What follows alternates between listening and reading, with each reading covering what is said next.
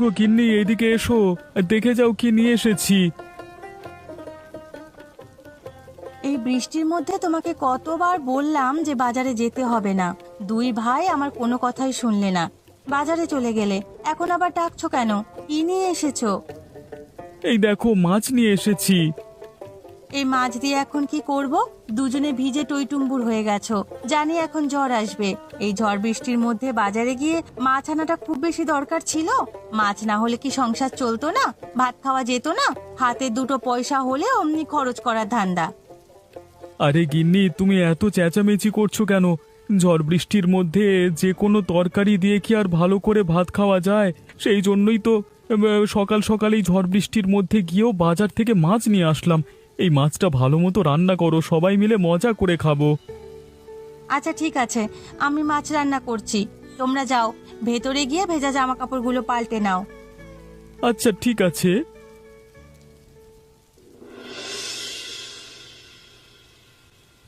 বৌদি, মাছটা কে রান্না করলো? মা করেছেন নাকি তুমি রান্না করেছো? আমি না রে, তোর বৌদি মাছ রান্না করেছে। আরে এই রান্না করো না কেন? মাছটা কিন্তু অনেক মজার হয়েছে, মনে হচ্ছে সব ভাত খেয়ে ফেলতে পারবো। খাও না, সব ভাত খেয়ে ফেলো। তোমাকে কেউ নিষেধ করেছে? তোমরা দুই ভাই মিলে ঝড় বৃষ্টির মধ্যে এত কষ্ট করে মাছ এনেছো, তা পেট ভরে ভাত তো খাবেই। আরে বৌমা, তুমি আমার ছেলে দুটোকে এভাবে বকাবকি করছো কেন? ছেলে দুটো না হয় একটা মাছ এনেছে, নিজেদের জন্য তো আর আনেনি শুধু। আমরা সবাই মিলেই সে মাছ খাচ্ছি। আপনার তো ছেলে হয়, আপনি তো লাই দেবেনই মা। এদিকে এত ঝড় বৃষ্টি হচ্ছে, কখন কি হয়ে যায় বলা যায় না। টাকা পয়সা সব এভাবে ভেঙে খেলে সামনে খারাপ দিন আসলে তখন কিভাবে চলবে, সে চিন্তা করতে হবে না? তা তো তুমি ঠিকই বলেছ একদম। তবে যাই হোক, এটা নিয়ে আর চেঁচামেচি করো না।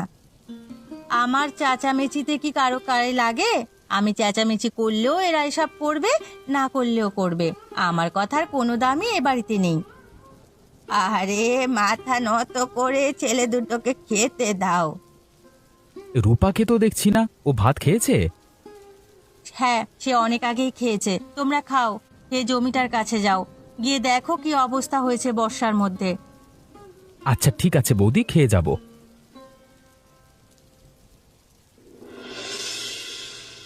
দাদা, বৃষ্টি তো কোনোভাবেই কমছে না। এই বৃষ্টি যদি না কমে তাহলে তো আমাদের অনেক বড় ক্ষতি হয়ে যাবে। ঠিক কথাই তো বলছিস তুই, কোনোভাবেই বৃষ্টি কমার নামও তো নিচ্ছে না। আস্তে আস্তে প্রতিদিন ধরে এই বৃষ্টি বেড়েই চলেছে। এভাবে চলতে থাকলে আমাদের এই ফসলের জমি ডুবে যাবে। এই ফসলের জমি যদি ডুবে যায় এরপর, তাহলে তো আমাদের বিশাল বড় ক্ষতি হয়ে যাবে। এত বড় ক্ষতি আমরা কিভাবে সামাল দেব দাদা? সেটা তো আমিও ভাবছি। এত বড় ক্ষতি সামাল দেওয়ার সাধ্য তো আমাদের নেই। আমাদের অবস্থা খুবই খারাপ হয়ে যাবে। কি যে করব কিছুই তো বুঝতে পারছি না।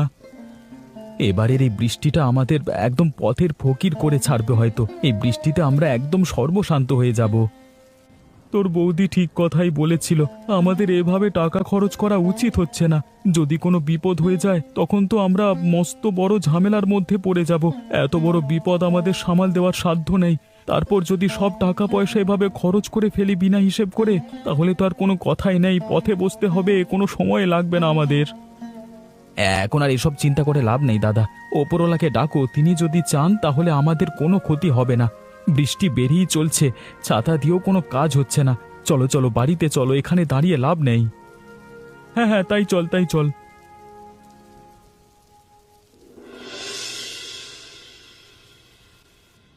দাদিমা, এমন ঝড় বৃষ্টির রাতে তোমার বুঝি ভয় করছে না?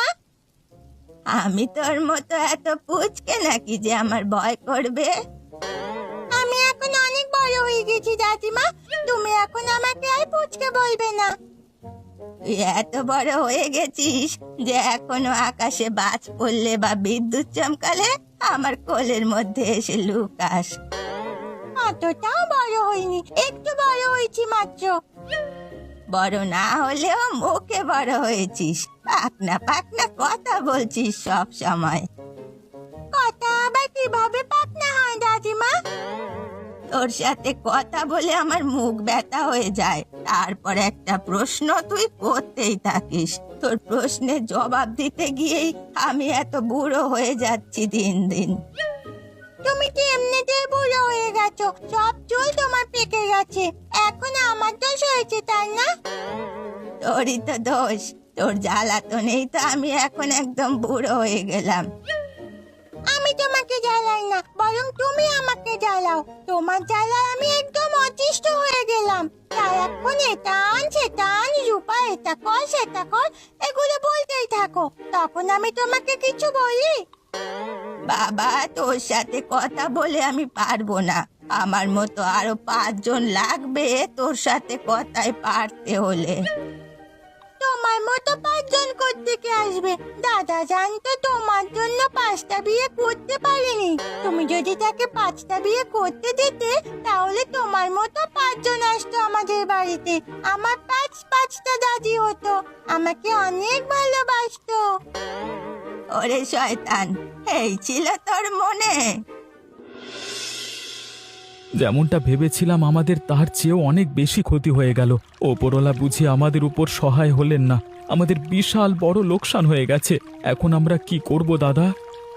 সেটাই তো দেখছি রে, এই ফসল তো মনে হচ্ছে পুরোপুরি সব নষ্ট হয়ে যাবে। এই ফসল দিয়ে আর কোনো কাজ হবে না। কত টাকা আমাদের ব্যয় হয়েছে এই ফসল ফলানোর জন্য, সব টাকাগুলো লোকসান হয়ে গেল।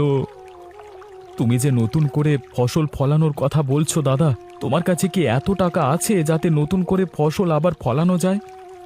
ঠিক কথা বলেছিস তো, সেটা তো আমি ভেবে দেখিনি। বাড়িতে তো একটাও টাকা নেই যে আমরা নতুন করে শুরু করব। তখন বারবার করে বলেছিলাম, এত টাকা ভেঙো না, যে কোনো সময় বিপদ আপদ আসলে তখন টাকার প্রয়োজন হবে। আমার কোনো কথাই তো তোমরা শোনোনি।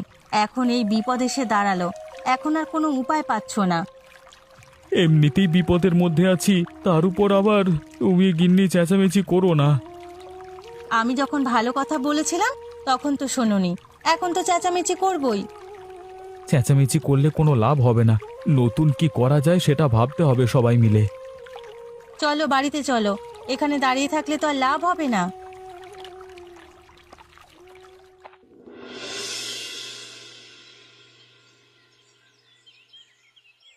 এসব কি রান্না করেছো তোমরা? এসব খাবার দিয়ে ভাত খাওয়া যায় নাকি? এর চেয়ে ভালো খাবার কোথা থেকে আসবে? ঘরে কানাকড়ি বলতে কিচ্ছু নেই, বাজার সদায় কিচ্ছু নেই, তো এর থেকে ভালো খাবার আসবে কোথা থেকে? আগে ভাগেই তো সব খেয়ে বসে আছো। মন মেজাজ এমনিতেই খারাপ আছে, 3 বেলায় তোমার এত চেঁচামেচি সহ্য হচ্ছে না।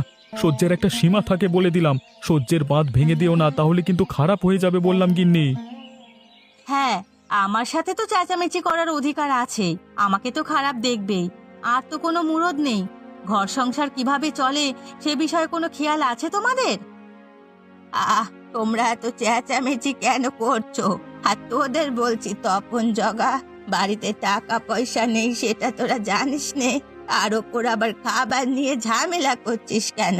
এই যে খাবার খাচ্ছিস, এসব খাবার কোথা থেকে আসছে সে বিষয়ে কোনো ধারণা আছে?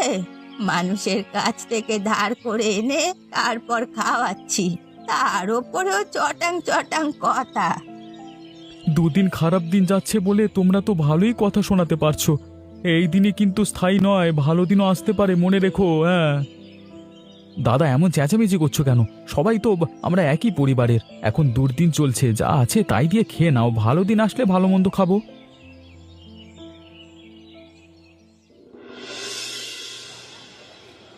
কি গো তপনদা, জগাদা, তা বাজারে এসেছো দেখছি, কি বাজার করছো? কি আর বাজার করব, হাতে কোনো টাকা পয়সা তেমন কিছু থাকছে না। কম দামে যে শাকসবজি আছে সেগুলোই কেনাকাটা করছি। না, কিছু তো অবশ্যই কিনতে হবে, একদম না খেয়ে তো আর থাকা যায় না। কি করব বলো দাদা, এমন খারাপ দিন আসছে, কতকাল যে মাছ মাংস চোখে দেখি না সেটাও তো ভুলে যাচ্ছি। আমাদেরও তো একই অবস্থা, আগে মাছ মাংস ছাড়া খাবার খেতাম না, এখন নিরামিষও জুটছে না। ভাগ্যে কোন দিন না খেয়ে থাকতে হয় সে কথাই চিন্তা করছি।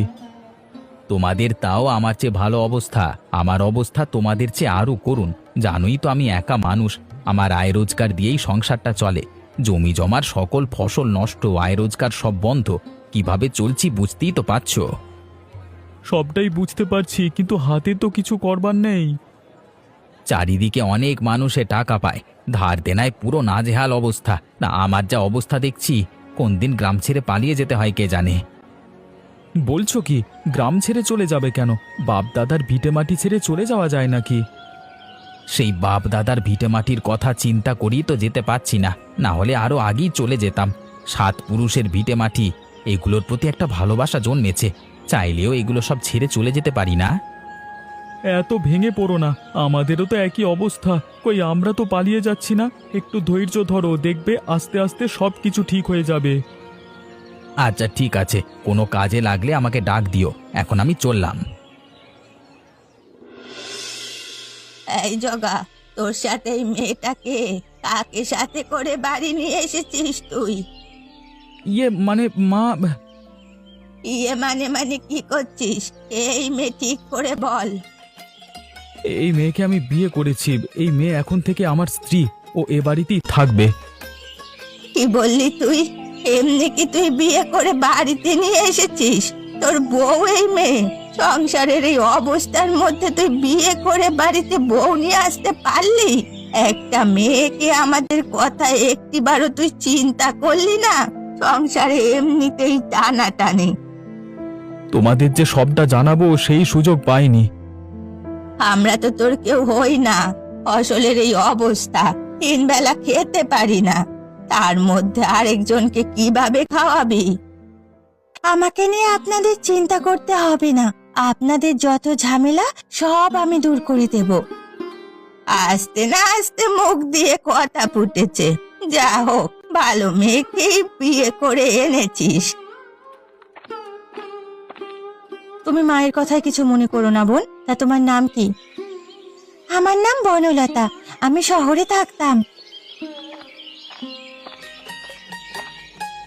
মা, ইনি কে? ইনি হচ্ছেন এখন থেকে তোর নতুন কাকিমা। এতদিন তো বলতি কাকিমা আনো না কেন, কাকা কাকিমা আনো না কেন। এখন এই কাকিমা নিয়ে এসেছে। কি মজা, কি মজা, আমার কাকিমা এসেছে। এখন থেকে আমি কাকিমার সাথে গল্প করব। কি মজা। হ্যাঁ, পরে গল্প করিস। বনলতা, চলো তোমার ঘরে চলো। এই সন্ধ্যাবেলায় তুমি আমাকে এখানে টেনে নিয়ে আসলে কেন? জমির মধ্যে নেমে গেলে আমাকেও টেনে জমির মধ্যে নামালে। কি করতে চাইছো তুমি, সেটাই তো বুঝতে পারছি না। জমির আলগুলো কেটে দাও, তাহলে জমির সব পানি নেমে যাবে। এই ফসল এমনিতেই তো দেখছো অর্ধেক পচে গেছে। এই ফসল আর কোনোভাবেই ভালো হবে না। শুধু শুধু কষ্ট করে কোনো লাভ নেই। সকল ফসল এমনিতেই পচে যাবে। তুমি এত কথা বলো না তো। সেই তখন থেকে বকবক করেই যাচ্ছ। বকবক না করে আমি যেটা বলছি সে কাজটা তুমি ঠিকঠাক করো। তারপর ফসল পচে যাচ্ছে নাকি বেঁচে যাচ্ছে সেটা আমি বুঝবো। তো আর কিছুই আমি বুঝি না, বুঝলে? তোমাকে বুঝতে হবে না, যেটা বলেছি সেটা করো। আমি শহর থেকে কৌটো করে এই ওষুধগুলো সাথে নিয়ে এসেছি। তুমি যখন আমাকে বললে তোমাদের ফসলের এই অবস্থা, তখনই এগুলো আমি নিয়ে আসলাম। তুমি এক কাজ করো, কৌটোগুলোর এই ওষুধগুলো তুমি পুরো জমির ফসলে ছিটিয়ে দাও। এই ওষুধগুলো এই পচা ফসলে ছিটিয়ে কোনো লাভ হবে না, উল্টে তোমার ওষুধগুলো নষ্ট হবে। সেটা তো পরে দেখতে পাবে। আর শোনো, গ্রামে আরও কারো ক্ষতি হয়ে থাকলে তাদেরও এই ওষুধগুলো দিও। আমরা যে কাজ করছি তাদেরও করতে বলো। এখন তুমি ওষুধগুলো ছিটিয়ে দাও।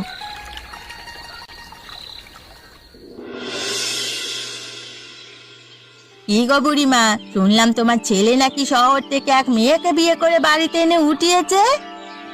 যা শুনেছিস সত্যি শুনেছিস, মিথ্যে কিছু নয়।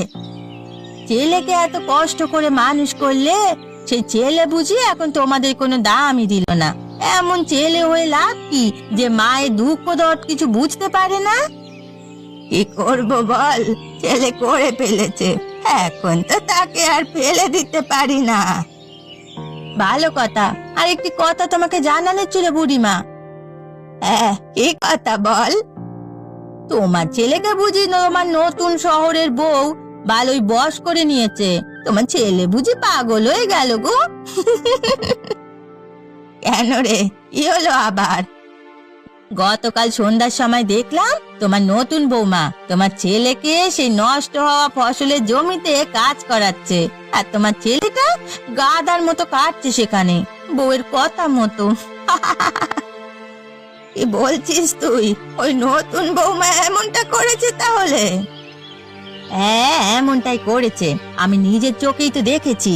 নিজের ছেলের বউকে একটু সামলে রেখো, এভাবে তো তোমাদের আর সমাজে মান ইজ্জত বলতে কিছু থাকবে না। পরে দেখে নিও, লোকে আবার তোমাদের ওপরে চিচি করবে। ঠিকই বলেছিস তুই। যাই, আমি বাড়িতে যাই। এর একটা বিহিত অবশ্যই করতে হবে আমাকে। যাও, সময় থাকতে বিহিত করো, পরে কিন্তু দেরি হয়ে যাবে।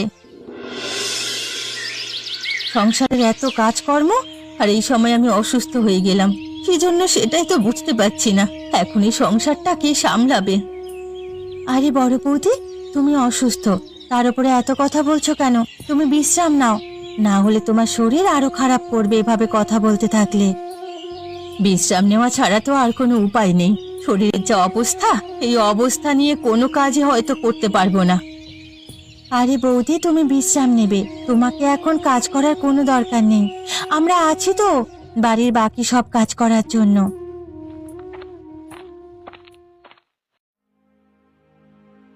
এ কি কমলা, তোমার কি হয়েছে? কিছুই বুঝতে পারছি না মা, হঠাৎ মাথা ঘুরে পড়ে গেলাম। সংসারের এমনি নাজেহাল অবস্থা, আর এর মধ্যে আবার তুমি অসুস্থ। সংসার এখন কে সামলাবে? আমি আছি তো, তোমার সংসারের যত কিছু কাজ আমি করে দেব, সমস্যা নেই। তুমি করবে সংসারের কাজ? তুমি এই সংসারটা আরো ধ্বংস করে ছাড়বে। থেকে উড়ে এসে জুড়ে বসেছ, আমার ছেলের মাথাটা খেয়ে নিচ্ছ। সংসার খাওয়াটা বাকি তোমার। মা, এভাবে তুমি বনলতার সাথে কথা বলছো কেন? ও আচ্ছা, বউয়ের গোলাম হয়ে গেছিস তাই না? বউয়ের জন্য টান লাগছে এখন? আমি তো এখন তোর কিছুই না। এসব কেমন কথা বলছো মা? তুমি কেনই বা এসব কথা বলছো কিছুই তো বুঝতে পারছি না। তোর বউয়ের জন্য মান ইজ্জত আর কিছু থাকছে না। গ্রামের লোক আমাকে কথা শোনাচ্ছে। তোমাকে কথা শোনাবো কেন? হাটে বাজারে আমরা যাই, কথা শোনালে আমাদের শোনাবে? বউয়ের চাপায় ভালোই খাইছিস। তা তুই তোর এই বউ নিয়ে সংসার গোল্লায় যাক, সেটা দেখার বিষয় নয় তোদের। কি হলো জগা, তুই এভাবে আমাকে টেনে টেনে ফসলের জমি সামনে নিয়ে আসলি কেন? তুমি একবার ফসলের জমিটার দিকে তাকিয়ে দেখো দাদা, কি অদ্ভুত কাণ্ড হয়েছে।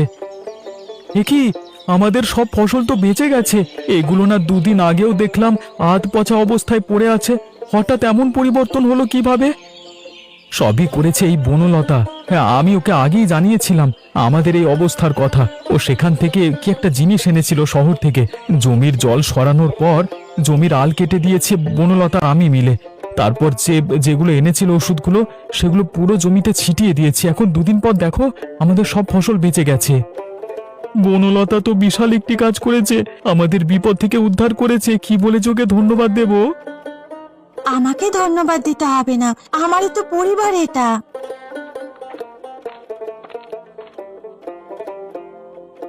তোমাদের যে কি বলে জগা দাদা ধন্যবাদ দেব সেটাই তো ভেবে পাচ্ছি না। তোমার দেওয়া ওই জিনিসগুলো আমিও আমার ফসলে ছিটিয়ে দিয়েছি, এখন দেখছি আমারও পুরো ফসল রক্ষা পেয়ে গেছে। ধন্যবাদ দিতে হবে না, তোমাদের সেবা করতে পেরে আমার ভালোই লাগছে। কিরে জগা, তুই আর বনলতা মিলে কি গ্রামের অন্য সবাইকেও দিয়েছিলিস নাকি ও জিনিস? হ্যাঁ দাদা, বনলতাই সবাইকে দিতে বলেছিল। বনলতা বৌদির সহায়তা পেয়ে আমাদের দিন ফিরে এলো। বাহ, তুমি তো বেশ কাজের মেয়ে বনলতা। চলো বাড়িতে গিয়ে সবাইকে খুশির সংবাদটা দিতে হবে।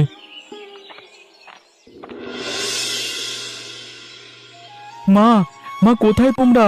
দেখে যাও তো, তোমরা সবাই তাড়াতাড়ি এসো এই দিকটায়। কি হয়েছে রে তপন? এভাবে বাড়ির দরজায় এসে চেঁচামেচি করছিস কেন? ওদিকে যে বিশাল বড় কাণ্ড ঘটিয়ে ফেলেছে তোমার ছোট বউ বনলতা। আমি জানতাম ও কোনো না কোনো অঘটন ঘটিয়ে ফেলবে। এখন আবার কি ঘটিয়েছে বলতো?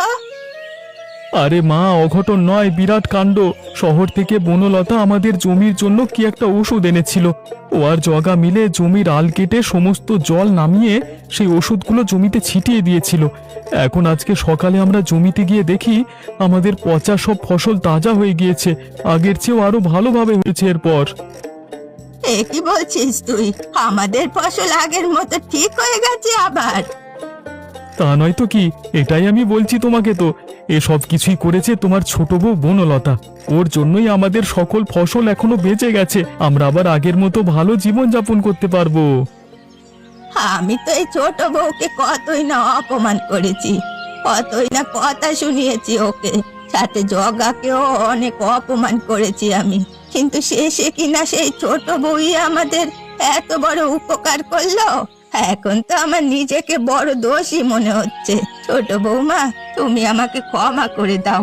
আমি ওই পাশের বাড়ির ছায়ার কথা শুনে ভুল করে ফেলেছি। ছিছি মা, আপনি আমার কাছে ক্ষমা চাচ্ছেন কেন? আপনি এমন বলতেই পারেন, আপনি তো আমার মায়ের মতন। ওসব আমি কিছু মনে রাখিনি। তবে একটা কথা, আশেপাশের কারো কথায় কান দেবেন না। না না, আমি আর কখনো আশেপাশের লোকের কথা শুনবো না। আমার নতুন কাকিমা কত লক্ষ্মী, তোমরা দেখলে? আমার নতুন কাকিমা সবার সেরা। হ্যাঁ হ্যাঁ, তোর নতুন কাকিমাই সবচেয়ে সেরা। এখন থেকে সব সময় তোর নতুন কাকিমার কাছ থেকে গল্প শুনবি। অবশ্যই, আমি নতুন কাকিমার কাছ থেকে গল্প শুনবো। কি নতুন কাকিমা, শোনাবেন না আমাকে গল্প? অবশ্যই তোমাকে গল্প শোনাবো। আমার নতুন কাকিমা আমাকে